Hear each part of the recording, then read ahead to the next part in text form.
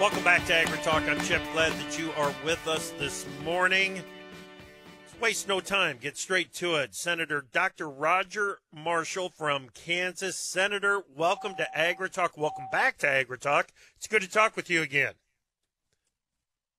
Chip, it's great to talk with you. We got lots going on in agriculture. We're trying to harvest the wheat back in Kansas right now, but boy, we've lost a third of it. So it's been a tough summer for all of us, and looking forward to the discussion. We do got some good topics today. Yeah, and it's the rains that you guys have been getting out in the western part of the state. It's almost like rubbing salt in the wound with that rain coming on that harvest-ready crop out there. There's got to be some quality concerns. Yeah, Chip, it's too late for the rain to save this year's wheat crop, but my farmers are eternally optimistic, and we'll be going back in with some milo pretty soon as well. And there is some corn in the ground, and not much soybeans out in the western part of the state. But any rain we're getting, my grandma and granddad taught me very young, never complain about the rain, so we're not going to. Right. You can't do that. Okay, the EATS Act. Tell us what it is in the Senate. We talked with Representative Hinson from Iowa last week about the House version. I want to hear about the Senate version and what the goals are. Yeah, exactly. And I want to start just by thanking those Iowa senators, Senator Ernst and Grassley, for their leadership on this because it'll impact states like Iowa as much as anybody. Basically, Proposition 12 was legislation from California that would say they could tell people in Kansas or Iowa or Minnesota or Nebraska how to grow hogs. And the Supreme Court, unfortunately, ruled in their favor 5-4 recently. So what this law would do, it would be to put the power back in the state you live in and tell California, you can't tell us how to grow hogs, how to grow chickens, how to grow cattle as well. So that's what this law does, is it pushes back on that. It promotes interstate commerce, right? That's one of the roles of the federal government, is to promote interstate commerce. So we're out here fighting for agriculture once again. This is the interstate commerce and the regulation of interstate commerce is something that Justice Gorsuch included in his opinion, his majority opinion on ruling on Prop 12. Is the EATS Act adequate to answer those questions and concerns? Well, Chip, we think it is. And certainly I'm a physician. I'm a farm kid. I'm not a lawyer. But we think it is. We think that this is the answer. We got all of our experts, and we think it is the answer. I think this is what would allow a hog farmer in Iowa to not be told how big their gestation crate should look like. So we think it is. It certainly steps in the right direction. Okay. There are organizations out there that oppose this type of legislation, and some farmers and ranchers that oppose it. The Organization for Competitive Markets and Competitive Markets Action, they make a lot of claims about how the EATS Act, if it's included or passed, how it is going to, for example, erase state laws giving Chinese corporations unchecked control over American family farmers.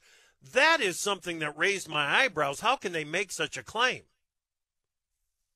Well, it's America, and you can say about anything you want to, but I do think it's hyperbole. Think about what this law does. It actually puts the power back to the states. It gives states more power as well. I don't know where they're coming from. I would encourage your listeners to look at their funding to see where their funding comes from, and I think that'll give them some pause as well. Our legislation empowers states. It promotes interstate commerce. And again, no one knows better than the farmers and ranchers, frankly, in the Midwest. And there's great farmers and ranchers on the coast. I shouldn't say that, but we certainly don't want the West Coast states to tell us in the Midwest how to raise animals. Right. And the other opposition to the EATS Act, it really tells you the origin of Proposition 12, because it's the Humane Society and other animal rights groups that are opposing the EATS Act. And the Prop 12 is really just an effort to end animal agriculture, isn't it? Yeah, exactly. And I think this is why it's so important that our farmers and ranchers go out and tell our stories. And when people hear how passionate we are about the best health animal care, for animals. I mean, go to a 4-H meeting, go to an FFA meeting, and talk, and let those kids talk about how much they care for their animals, and that we want to make sure that they're treated humanely as well. I think that most experts in the hog farming, that's something that we didn't do on our farm, but would agree that the way we're doing it is actually the most humane way. I see a lot of attacks on the way we're doing chickens, but I know the people that protected their chicken flocks that were not as impacted as severely by the bird flu as well. So look, no one cares more than farmers and ranchers do about the environment and about their livestock. So we need to get out there and keep telling our story. Good stuff. Good stuff. Okay. The Innovative Feed Enhancement and Economic Development Act. Innovative Feed Act. Yeah. What is that? Well, this is something I'm really excited about. As you mentioned, I'm a physician, and I really love biochemistry and nutrition. And the agriculture community has done such incredible advances in nutrition, and we want to free them up to do more. So think about food additives, feed additives in this case. Maybe it's probiotics, maybe it's different vitamins, but we want to get those out of the direct supervision of the FDA. Right now, the FDA is treating these as drugs, so it drives up the cost and the time to get these to market. So when I think about food additives, or feed additives in this case, I think of things that will decrease the salmonella colonization in chickens, or there's some other food additives that decrease the E. coli in cattle waste as well. I think about feed additive that we're seeing, probably probiotics will decrease the burping of cows. You know, everyone's concerned about methane production and the cattle industry. So here we have a food additive that we think would decrease the methane gas from cows, but yet the FDA slows down the process. We want these food additives, these feed additives, to be treated differently than we do a drug. It is that simple. Okay. And that the Innovative Feed Act has got great traction, doesn't it? Yeah, it does. It does. So we passed it out of the Healthcare Committee, which we oversee the FDA. I think it was 17-2 or 19-2. So we have significant bipartisan support. Maybe we'll sneak it in there in the Farm Bill somehow, some way. But it is. I think it's a very common sense direction and levels the playing field. This will help our producers in America compete with our competitors in Brazil, Mexico, who are already using these as well. I believe if we put these feed additives in the hands of our cattle men and women, that they'll know exactly what to do with it. So I'm excited about it. I'm excited about all the impact that our farmers and ranchers are having on the environment. Good. Okay. You mentioned the Farm Bill. Are you satisfied with the progress to this point? Well, Chip, I'm not, and I understand, the challenges. I heard former Chairman Lucas, and I think he's got it spot on. I just want to communicate with your producers, though, what's going to hold up the Farm Bill is how to pay for it. That typically the food programs in a Farm Bill compose 80% of the Farm Bill. This year it's going to be 90%. So just like people's groceries at home are up 20%, so is the SNAP budget. We had budgeted $70 billion a year at the last Farm Bill. We're spending $140 billion a year. Remind your listeners, less than 5% goes to the farmers in a Farm Bill. We're doing everything we can to protect crop insurance, the Title I funding, the ARC and PLC. Those are my marching orders.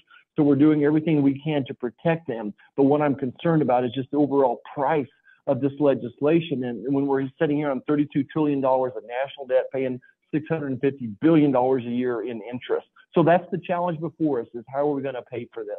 And inflation, interest rates, all those things are impacting this legislation as well. Yeah, well said. Great summary right there. Secretary Blinken's trip to China seemed to thaw out relations a bit, and then another misstep by President Biden may have refrozen those. What do you make of this, the status of the relations between the U.S. and China? Well, Chip, certainly I understand the importance of the market for China, and something we've tried to open up. We worked so hard with President Trump on that phase one of the trade deal. It was very good for agriculture. Of course, China never lived up to it. I think China's a bully, and you don't deal with a bully by going over with your hat in hand and begging for their support. Everyone needs to realize that every day 300 Americans die from fentanyl poisoning. That fentanyl is made in China. 90% of the counterfeits that come into this country are made in China. They steal $500 billion of intellectual property from us every year. They're constantly doing cyber attacks on us.